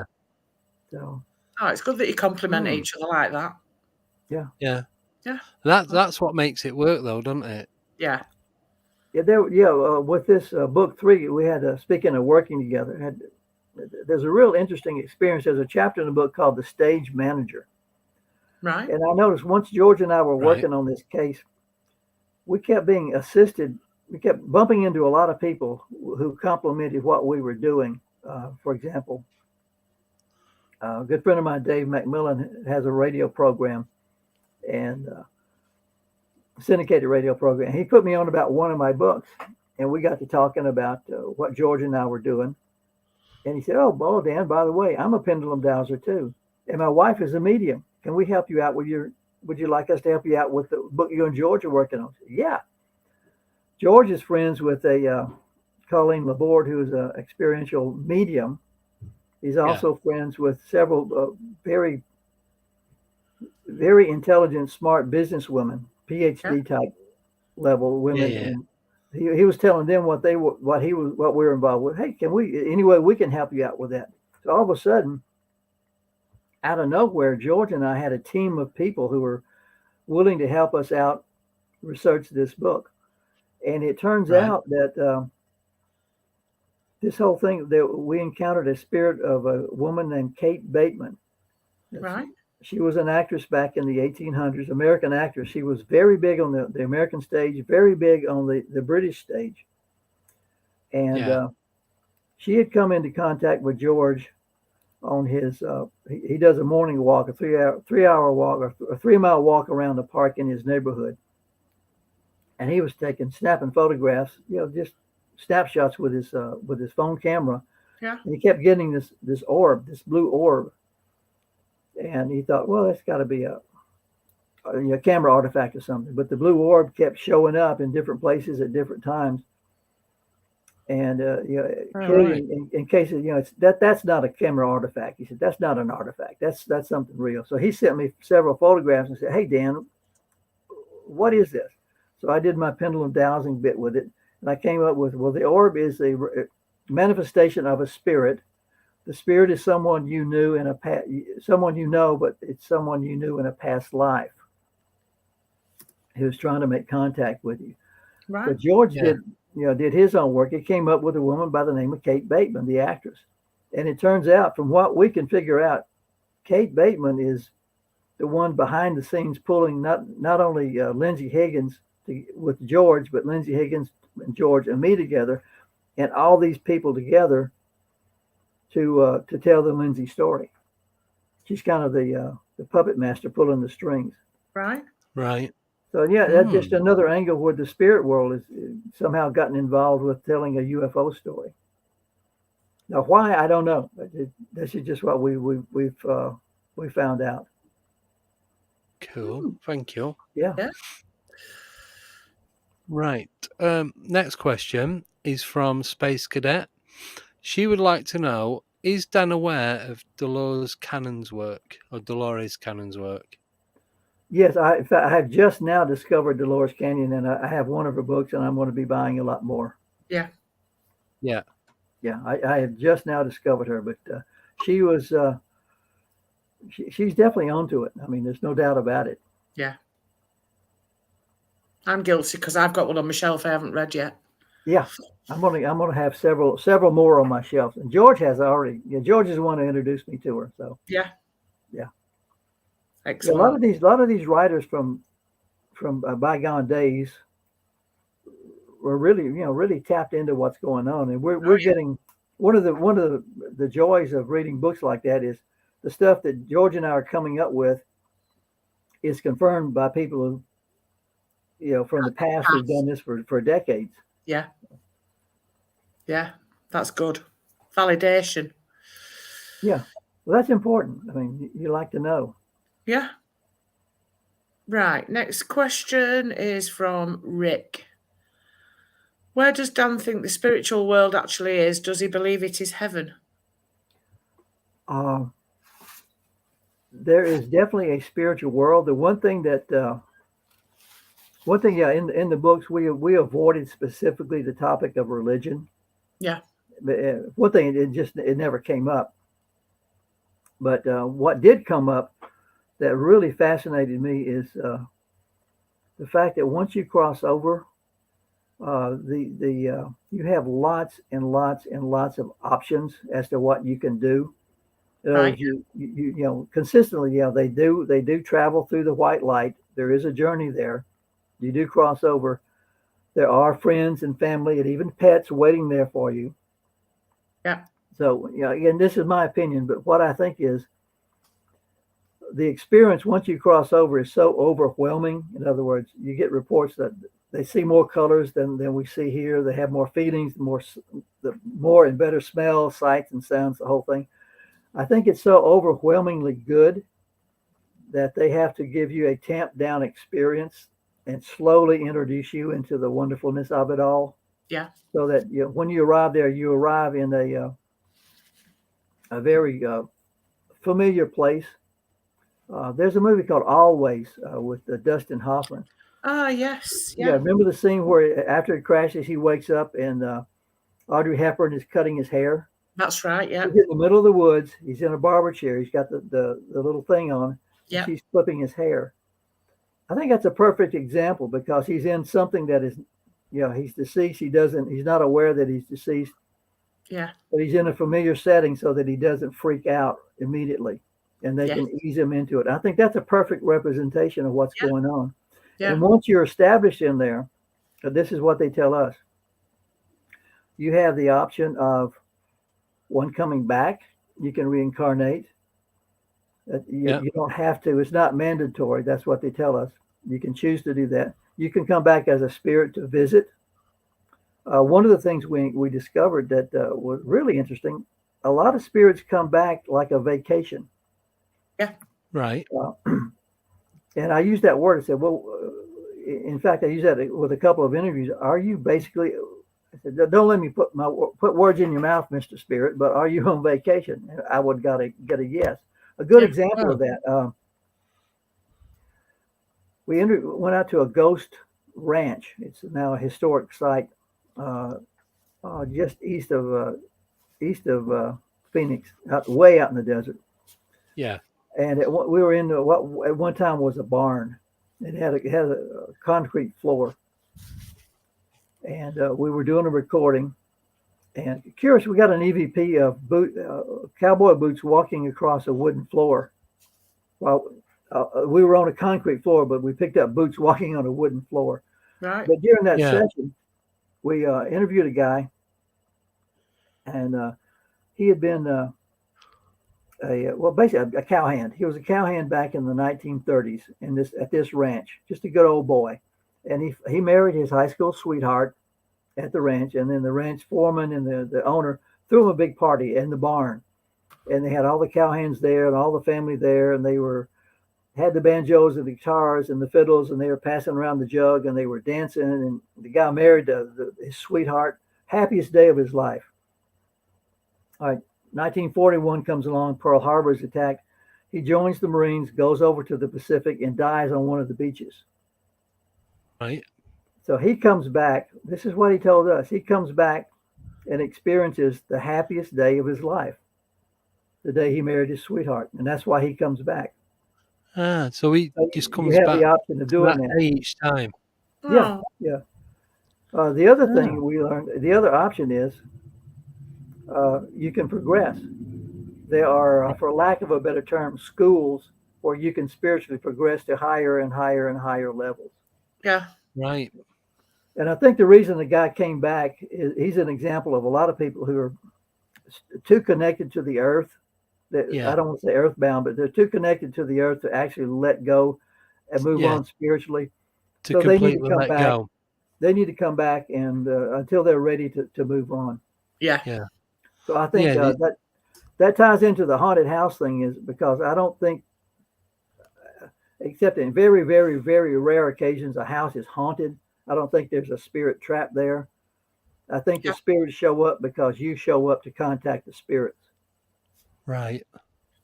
They're not there hovering around. Just wait. They're not. It's like, well, when's the next person going to come round and talk to us? Looking at the wall. Dan's running late. They're wherever they are, and Dan walks in and goes, I would like to talk to anybody. In fact, the way I open up a session is, if there's anyone here who would like to talk to me, I would like to talk back to you. Oh, there's Dan. Yeah. Let's go over there. Yeah. Yeah, I suppose the spirit's means of travel is a lot different to ours as well. I think they can go anywhere they want to. Yeah. Do you think they use the thought process to get about? I get that would be my something thought or something akin to thought, instantaneous, whatever it is. It's like want to be there and Yeah, if I you're want to there. be there, Yeah. I'm there. But, very in It's direct. quantum mechanics, very two-dimensional. Yeah. But, Yeah. Yeah, I think I did a session with. Again, I don't think people are trapped in, except in the case of like the Chinese guy I told you about. I think he was trapped there. He was self-trapped. Yeah. I think in most cases, like his brother, he came down for a specific purpose, and I think that's mostly what's going on. Cool. Thank you. Yes. Yeah. It's really interesting, this. Yeah, we mentioned earlier. I went to Matty Earp's grave. Yes. Oh, yeah. Yeah. For your audience, if you don't know it, Wyatt Earp, the great American lawman and rounder, had a common law wife by the name of Matty Blaylock, Matty Earp. Right. They never legally married. In fact, he abandoned her in Tombstone and ran off with Sarah Marcus. But Matty had a very tragic life. After Wyatt left her, I think that really just ruined her. She ended up in a place called Pinal City, which is now Superior, Arizona, and her grave is not too far out of Superior. Right. And I went to visit the gravesite. There's a marker there, but it's not. The people there are very protective of Matty Earp, and they don't want her site trashed. So the actual location of her grave is known only to a very few people. But there is a marker there, but it's not at the gravesite. And I was there one time with George, and we were at the marker, and I said, "I'm going to go over. I know where the gravesite is. Yeah, it's unmarked, but I know where it is. I'm going to walk over to say hello to Matty." And I walked over and I said, "Hello, Matty," and wham, just started bawling like a baby. I just felt whatever sadness she had in her heart, she rammed it through me. Yeah. And George was worried. He thought maybe I was having a heart attack or something. But not only can they appear wherever you are, I think they can have physical effects on you. Yeah. And that wasn't negative. I think she was sharing her pain with me. I don't think it was negative at all. Yeah. So would you consider yourself as an empath then? I've been told that. Yeah. If you ask the people who know me, they'll say Dan's a cold fish. Yeah. That's how I think of myself. But I've been told that I have empathic abilities. That's certainly true in that case. Yeah, definitely. I couldn't control myself. It just. Yeah. Yeah. Just with the other stories you were saying earlier as well, it's like you're getting, like you said, with the emotional overload and. Yeah. It's not something you can control. No. Yeah, another example of that. It We're makes doing a sense. session. We were doing a session again on the Lindsay Higgins story. And we went to a place called Mike Woods Park, where this is where George encountered Kate Bateman. Right. Yeah. We were with Dave McMillan and Lauren McMillan, his wife. Dave is a dowser, Lauren is a medium, and we had contact with the spiritual being who set this whole story in motion. Very highly evolved. I don't want to say angel, but on an angelic type spiritual level. Right. Yeah. And there were the four of us sitting around in a semicircle, and Lauren picked up on it, and I picked up on it. This spiritual being came. We made contact with him, and we're trying to figure out what is going on. What are we doing with Lindsay, and why are we doing this? Yeah. And I looked over to Lauren. And I said, "Do you feel that?" And she said, "Oh yeah." But I felt a powerful feeling of love. In the middle of the park, I felt a feeling of love, and Lauren really felt it. And if you look, it's in the book. If you look in the transcript, you see Dan says, "Oh my God, I'm tearing up." Yeah. The feeling was. This wasn't overwhelming, but it was palpable. It was very physical, and I felt it, and Lauren felt it. And she said, "That's mother love. We're feeling mother love." Yeah. So. Yeah. Oh. But do you get any of these feelings when you're writing books, whether it's for yourself or other people? Not really, no. No. No. No, I just thought I'd ask because you're doing things for somebody else, Yeah, whether there's the same sort of connection there? not really. Not so far.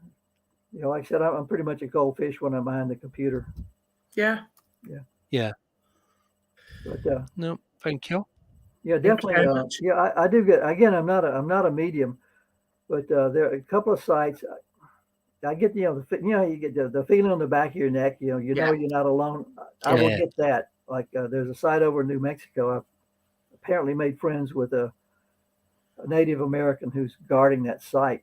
But when I walk up to that site, I can get within a certain distance, and I know I'm not alone. It's just Yeah. Right. I can step back, and I'm out of his Yeah. territory. But I get up to the little site, and I feel like there's somebody with me. I got a Yeah. definite feeling. So, So do you ever feel threatened from any of these? not so far. That's No, good. No. yeah, and I've been doing this Yeah. for 20 years. Yeah. A lot. And like I said, a lot of times I'm out by myself. I have never had a bad experience. Oh, that's good. Yeah. I've had those That's what you two want. instances where I got a little upset stomach, but as far as negative activity, never. Nothing. Yeah. Good to hear. Yeah. I don't go look. I don't want it. I don't go looking for No. it. No. I suppose though, if you was looking for it, you're gonna get it. Yeah, you get what you definitely. look for. Or there's gonna be entities or spirits or whatever out there waiting Yeah, and a lot of for people. someone. A lot of it is. I think a lot of people who have. Again, I'm not negating that they're negative experiences because they really happen, but I Yeah. think Yeah. a lot of people interpret an experience as a negative because that's what they're looking for. Yeah. Good example. If we're going into a quote haunted house and somebody knocks my hat, right? Yeah. It does that number. Yeah. Right? If I'm looking for negative activity, oh my God, a demon just attacked me. Yeah. Right? If Yeah. I'm going in, if I'm looking like I go in and I'm looking for spirit contact, holy cow, a ghost just hit me on the head. Oh boy, who is it? Let's get the pendulum out. Let's find out what's going on. Yeah. It's a Yeah. matter of attitude. Yep. No, thank you. Yes, thank you. Yeah. Deb, have you got any questions before we carry on with the viewers' questions? No, I haven't. Everything's Okay. being covered that I want to know. I know I've had about 3 pop up. It's like, damn. Yeah, I was going to ask that. Yeah, I was going to ask a remote viewing one. Yeah. Well, we had a Another one session. that like, yes.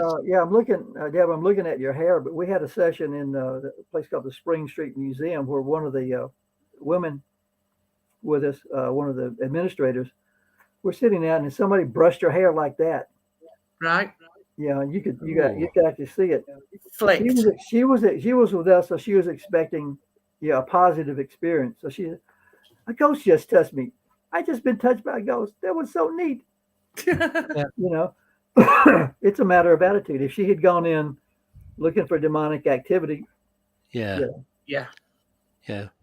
Definitely. Thank you. Right. Next question's from Rick again. Has Dan ever encountered a cryptid? not that I know of. What are your thoughts on cryptids? Bigfoot? Well, my focus is very narrow. I haven't looked that much into cryptids. I read a little bit, but I'm not really interested in that angle, so I haven't done much work. Yeah, that's Right. fair enough. Yeah. Yeah. No, just as you asked that, Rick updated Sorry. his question. Yeah, That's he right. did. He put, and what do you think they are? Just as you said it. So I thought Yeah. I'll throw that on there. Throw that in. No, what I'm focused on now is I'm trying to figure out. I think the UFO phenomenon is far more complex than we think.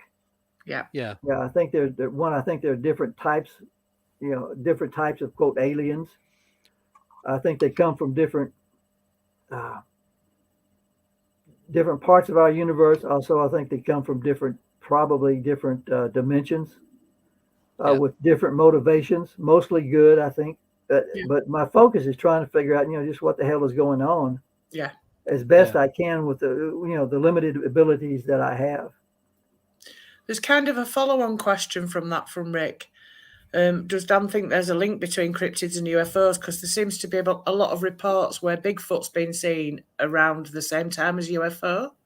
Yeah. I've heard of that. Again, that's not something I have looked into, but from what I understand, my limited knowledge about Bigfoot, they may have higher psychic abilities than Homo sapiens. Yeah. You know, they may be less developed mentally than us, but their psychic ability Yes. may be much higher. So maybe they are. I think a lot of the contact with the UFOs is done telepathically. So to me, it's possible that Bigfoot, if he exists, is connected to the UFO phenomenon telepathically. Yeah. I think it's definitely possible. So like they have the ability to do direct contact, Yeah. and then having to get the pendulum out, or sorry, or try and do a manifestation or anything like that. Like you said, it's just thought process, and bang, it's there. I think Sorry. so. Again, using the Stephen Greer process that we discussed earlier, that's pure telepathy. Yeah. Yep. No. That is really interesting. That. Yeah, it is. Well, yeah, I'm going to be headed out ideally in the next couple of weeks, so maybe I'll have another close encounter. Here's hoping. Always looking. Yeah, does seem to be just with what you've been saying tonight that the main connection is the thought process between each one. That's the connection. Yeah. Well, So yeah, like with the spirits, with UFOs, say with Bigfoot, if they have that ability to do that, they all have that same ability to contact each other through telepathy. Yeah. I think Homo sapiens, I believe at one time, well, obviously we have psychic abilities. That's obvious. You know, that's what your program is all about. But we so tamped it down, over the centuries that it's almost non-existent or dormant in most people. And there are a few of us fortunate enough to realize that we have this ability, and it's a good ability, and it's something that should be developed, and we should work on it and become better at it. Definitely. Part of what is going on with the Lindsay Higgins case, and this is brought out in the book, and this is where it gets kind of wild. But what we have discovered, again, this is 2 years of work, 2 years of lots of interviews with different people, different times, different spirits, different ETs.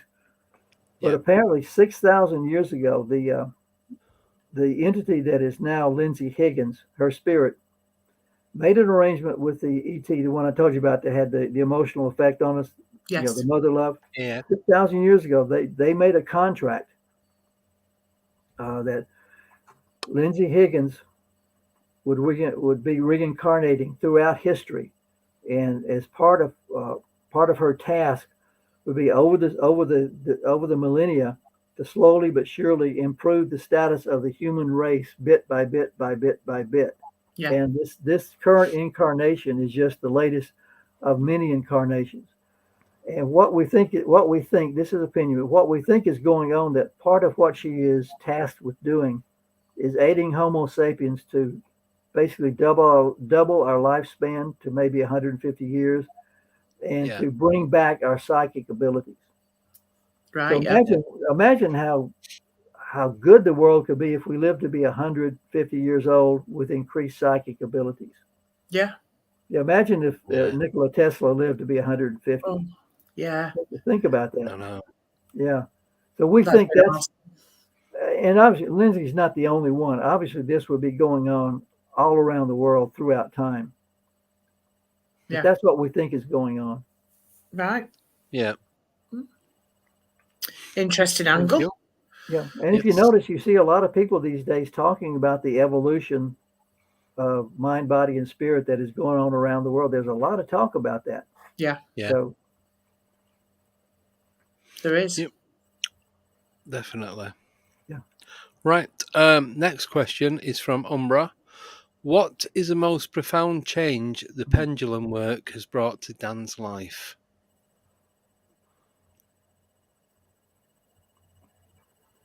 I would say it's just the realization that there's so much to the universe that is open to us now that I never realized before. It is so vast. and when I say universe, I mean not only the physical universe, but the spiritual universe. Yeah. That we have access to. And I guess the revelation would be that I can access that, and it's worth devoting the rest of my life to trying to access that. That would be the revelation. Yeah. Right. Thank you. Right, next question's from Umbraman. How close has Dan got with the Sky People research? Have they made any contact that can be verified? They seem very elusive in a time of need. You'll have to wait till next year to buy the book. Right. sorry, but yeah. So far, we're in the early stages of research about the Sky People. What I'm finding so far is that the phenomenon is very real. Yeah. The Sky People. So far, the spirits that I have talked to did not perceive them as gods. They perceived them as people who came down from the sky and had interaction with them. Yeah. And they weren't worshipped. In fact, they engaged in trade, and the items that they traded were ideas and concepts. And again, we're just at the very beginning of the research, but I think that's going to be really, really interesting. Yeah, definitely. Thank you. Yeah, because Right, I'm making contact with Native Americans here who have had contact. George is making contact with Native Americans over in the east with the mound builders. Yeah.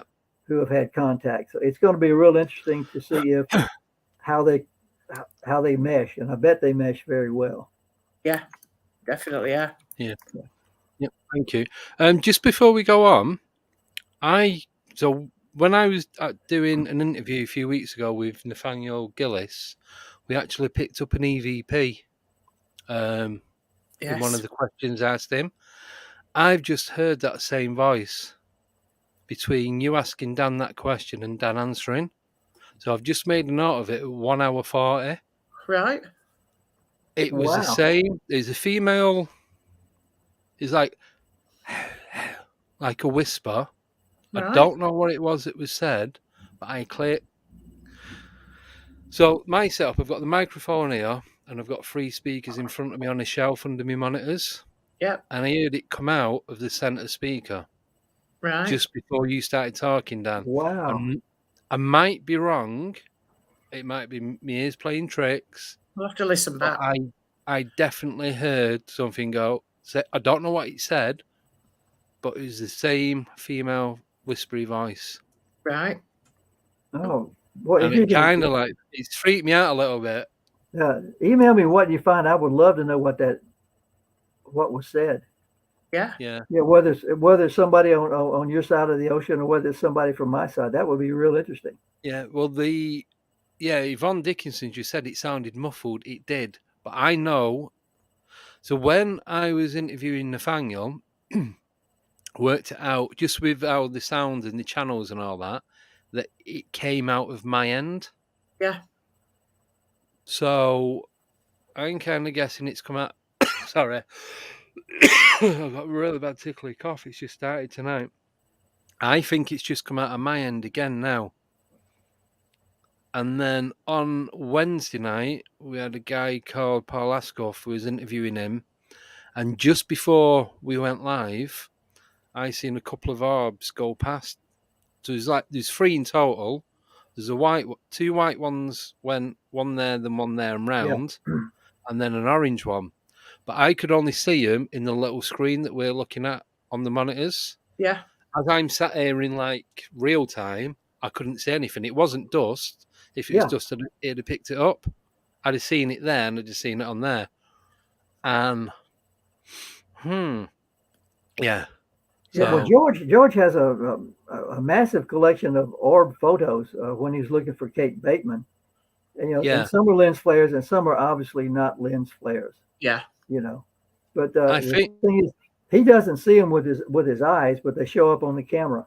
Yeah, yes. Exactly the same. Yeah. I think I just heard that EVP again. Right. Because I think there are other people in the house, but it's not them. I know what they sound like. It's just, Yeah. it's very Mm. odd. Strange. We'll have to listen back to that. Yeah. Now, I've got a funny EVP story for you if you want to hear that. Oh, yeah. Yeah. I was out doing research Yeah, for. light them in the mood.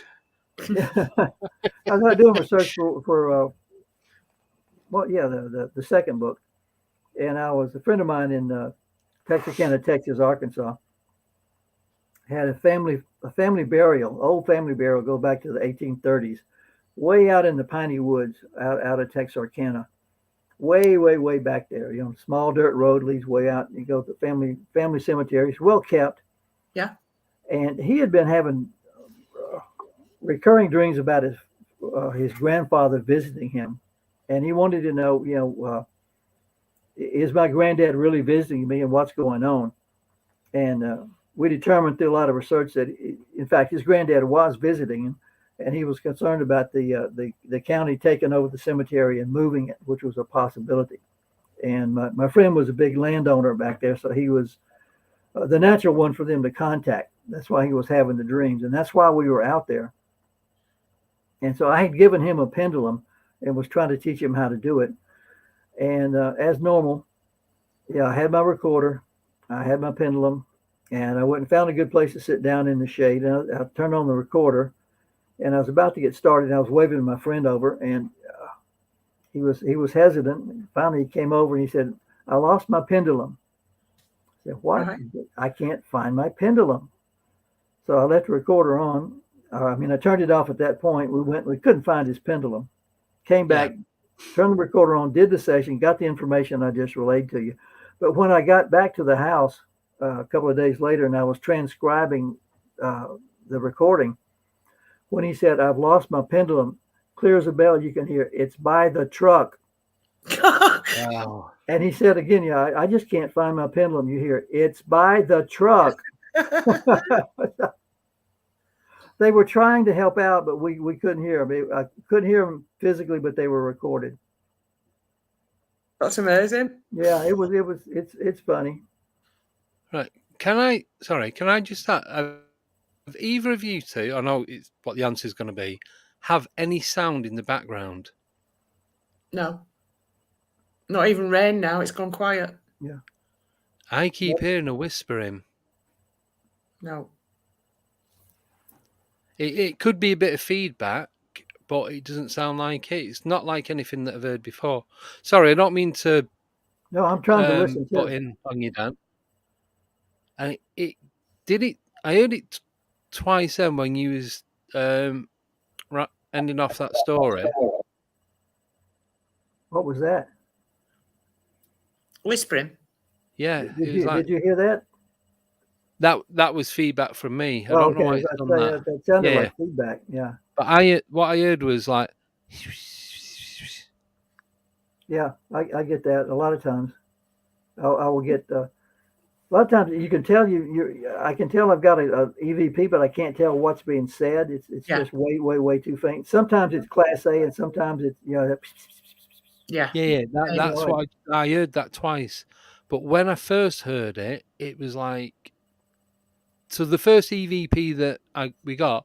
So when I asked a question, it was, "Do you think there's life elsewhere in the universe?" And then just before Nathaniel answered it, you heard, and then it carried on, and it was the same voice as that, and it was a similar answer to that. I'm not sure if it was or they know. Right. Oh well, we'll have to listen back. Yeah. Sorry. I would email me what you find out. That's real interesting. Oh yeah. Yeah, I'll keep in contact and definitely let you know what's gone on. Yes, it could be nothing. I'm not saying it is definitely that, but without looking into it, we're not going to know, are we? No. Right. More questions? Yeah, please. Yep. Please send questions, folks. This one's from Ancient Ruby. Have you had a case where an abduction has taken place and they've never returned? Unfortunately, too many. Right. Too many. And I have again when I'm dowsing, when I'm cooking, I'm really good. When I'm off, I'm way off.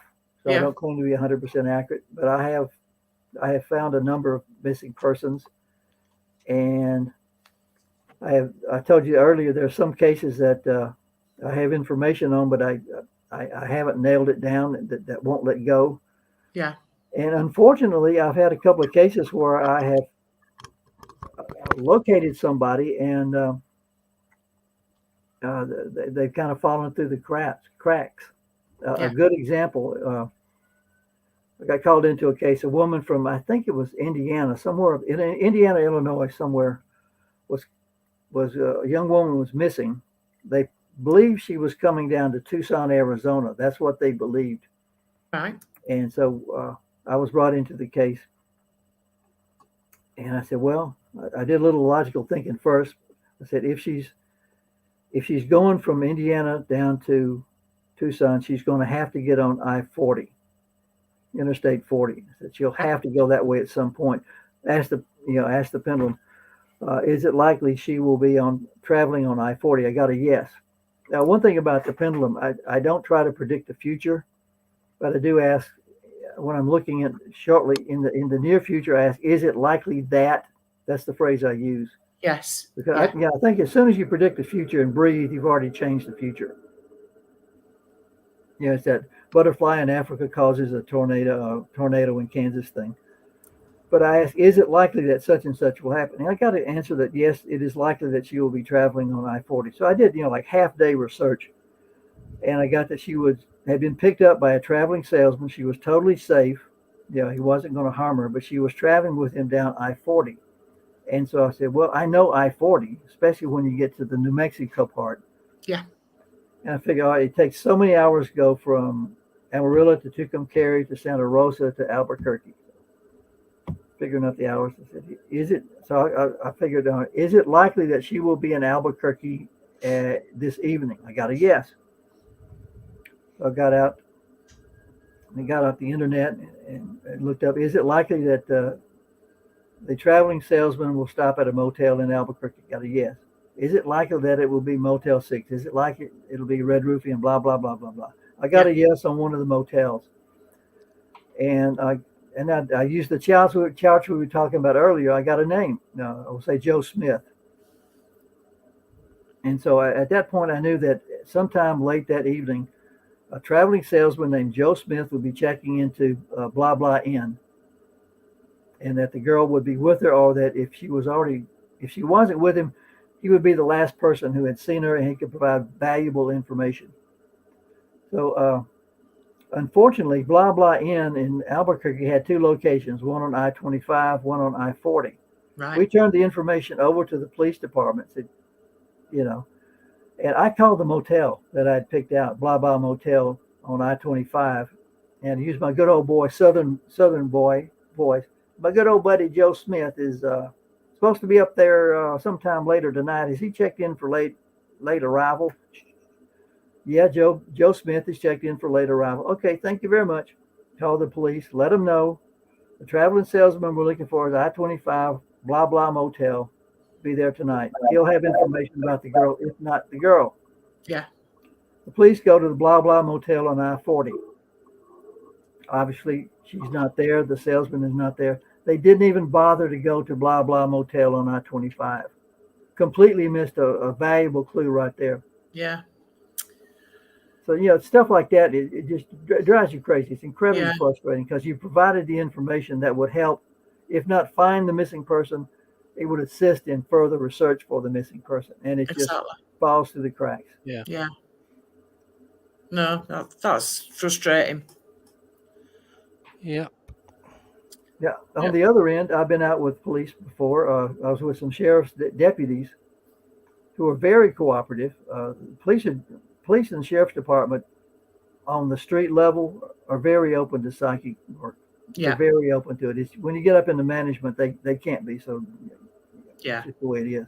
But I've had deputies tell me, like, we don't believe in this psychic business, but you guys have information that only we have.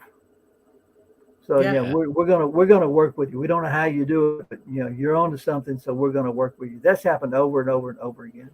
Yeah. Hmm. Thank Right, you. question from Umbra. What does Dan specifically want to happen from his CE5 practices? I would like to have face-to-face contact so that we could communicate, and Yeah. I would have to take it from there. But Yeah. one of the first questions would be, why are you guys paying attention to me, and what are we supposed to do with that information? Yeah, Yeah. good question. Yeah, because they're not making contact just to say, hey, we're here, because everybody, anybody with any common sense knows they're there. Yeah, So there's got to be a reason that they're making at least this much contact. I'd like to know, what's the next step? Where do we go from here? yeah. Excellent. Thank you.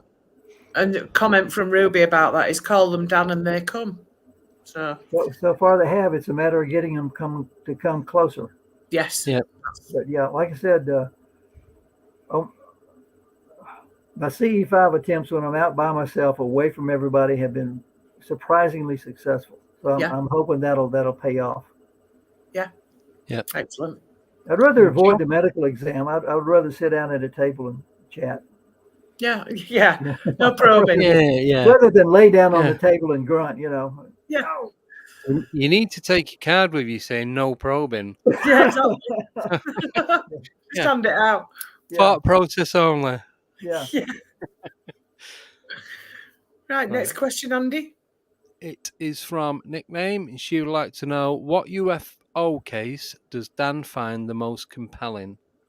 The ones I'm involved with now, because obviously I'm going out there and attempting to make contact, and obviously it's being the feeling is being reciprocated. People are responding back, so I find that most compelling, because what I'm encountering is not misinterpretation of a meteor or an airplane or a jet or a satellite. I mean, there's something physically going on that is in terms of aircraft exhibiting non-ballistic motion. Yes. Yeah. Frequently. I mean, that to me that's happened too often to me to think that something is amiss or something is not going on, or I'm misinterpreting something. It's too dramatic. Yeah. Thank you. Yeah. Next question is from Joe Weeks, my writer. She wants to know, what do you think orbs are? I think there are multiple answers. One, they're obviously reflections of sand, obviously camera artifacts. I also think that from personal examination, they are representations of spirits, of the spirit world. I have no doubt about that. Thank you. Yes. Rick, go on, sorry. Rick's asking, does Dan look for ley lines when he camps? So far I haven't come across any. There are a couple that I could go to, I just haven't gone to yet. Right. Excellent. Yep. Thank you. Next one is from Blue Shift. He would like to know, does Dan believe there were giants back in the days past? Interesting question. I don't know. If you read the Bible, there definitely, if you're of that religion, there definitely were giants in the past. It says so. Yeah. Who am I to say otherwise? Yeah. Yep. Yeah. No, thank you. Next question is from Ancient Ruby. Dan, are you still contacting a Madeline? Madeline, that doesn't ring a bell. Right. I think that's something she maybe picked up on. I don't know. That, or maybe I just one of the things, unfortunately, one of the things traits I picked up doing my missing person cases, sometimes the cases were so bad, especially in terms of kids. Yeah. I pretty much trained myself to wash things out of my head. Yes. Yeah. Once the case is done, and that's kind of leaked over into other areas of my life. Suppose it's cleansing, isn't that, it? or I'm 72 years old, so maybe. Oh, you don't look 72. Maybe I'm turning into Amos McCoy or something. Yeah. She's made another comment here that where has it not popped up yet? Oh, I can't see mine. No, it's not popped up. Oh, there we go. Oh, there it is. Yeah. Madeline will be in contact. Madeline will be in contact. Okay. Stop pressing it. No, I haven't touched it. Yeah, there you go. Okay. Oh, I was putting it on. It kept going off. No, whoever Madeline is, I am open to meeting you. Yeah. Keep your eye out. Is that the spirit world or the real world? Oh, I've tried to think. I physical don't know, actually. That's a point. Yeah. I shouldn't say real world, physical world. Oh, there you go. You've got a compliment there, Dan. Don's hat. Oh, yes. And he's all there. Yeah. Yeah. It's Umbra's it's gray, jealous. but it's all there. Yeah, nice. Right, the last question is a funny one. Where did Dan get his hat from, please? I love it. I got this in Tombstone, Arizona. It's It's a my long trip. it's Long what trip to we Southerners call my Sunday go to meeting hat. Oh, yes. It's a That long was trip when I- for you, Lottie. I was she in New said York she walking down Manhattan, and the construction guys went nuts over my hat. Yeah. I could have come back with a genuine New York hard hat. Trade you, guy. Hey, Tex, I'll trade you hard hat, genuine hard hat for yours. Yeah. Yeah, Yeah. they loved it. Excellent. No, I think Lottie needs to take a van for a long spin, so Arizona should just do it. Come and pick me up, Lottie. I'll come with you. Yeah, and me, and Joe, and Warren. Yeah. And pretty much everyone else. Right, sorry, just quickly, I just need to throw this one up. So Ruby said, Spirit, she needs to speak to you. I'm open. Yeah. There you go. Superb. Go to the old Four Corners. I can do okay, I can do that. Yeah. Right. You'll have to let us know how you get on with that. Yeah. Yes. When something happens, I'll put that out there. When something happens, I'll let you know. Yeah. Do send me your email address. Yeah. Well, if you stay on, we're just going to do the outro, and then we'll end the broadcast. If you stay on, we'll have a quick chat before we all got to shoot off. Yes. Is that okay? Yeah, definitely. Right. So, right. We got a lot going on here. It's getting interesting. Yeah. I know. We definitely have to come back on. Definitely. Yeah, loved it. We've got a few spaces coming up in the new year, so it'll be. I didn't even get through the talking points. I think he did 1 out of 10. I told you it's a complex story. Yeah. Who knows where it's going? Yeah. Yeah. Oh, just before we go. Oh, yeah, just seen that then. Ancient Ruby said you missed this, Andy. Dan, do you know where the old Four Corners are? Because I'm sure you know where it is now was moved. Yeah. Right. That's good then. No, that didn't pop up. Facebook, YouTube have a habit of hiding comments. Oh, yes, they do. Yeah. So anyway, before we go, we have one question for Deborah each week. And here it is.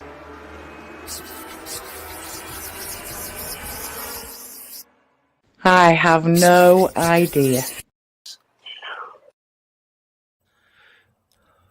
I do. Go on. Next week is our Halloween special. Were you missing something, Deborah? Oh, Sunday we're filming for Amazon Prime. Oh, was it that? No. Who's on Wednesday? It's Albert Rosales. Or as I said. I can't remember what you said. Albert Rosales. Didn't realise he was Cuban and his accent in the name. Yeah. So, my apologies. Yes. But, I'm not used Friday, to Wednesday. No. Next Friday, we're doing a Halloween special. So there's going to be 5 of us in the chat.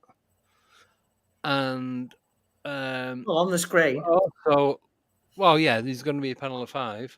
But also in just under 3 weeks' time, we have Vic Cundiff coming on as well. Right. Yes, we do. Yes. So keep you updated on that. Yeah. And so that's it from us. It is. So hopefully we'll see you on Wednesday. Yes. And thank you, Dan, so much for coming on. It's been absolutely amazing. Loved it. Enjoyed it. Love all this stuff. Really do. Been a pleasure. Yeah, thank you, Joel, for doing the modding. Yes, everyone else in the chat for great questions. Brilliant as questions. Usual. Great chat and keeping it clean and sensible. Yes. making us look professional. It's always a bonus. It is. So, yeah. So a massive thank you, everyone. Thank you. And we will see you. Oh, so this was the last one at 8 p.m. UK time. Yes. As of Wednesday, they're all going to be 7:30. Yeah. Going forward. So don't be late. No? Oh, you get lines. Yes, you will. And the slipper Yes. of doom. Yes. Around the back of the head. Right. And when it pops up, I will do the outro video. Yeah. Take care, everybody. Yeah. So a See you massive Wednesday. thank you and see you all soon. Yes. Oh, 1 second. There we go.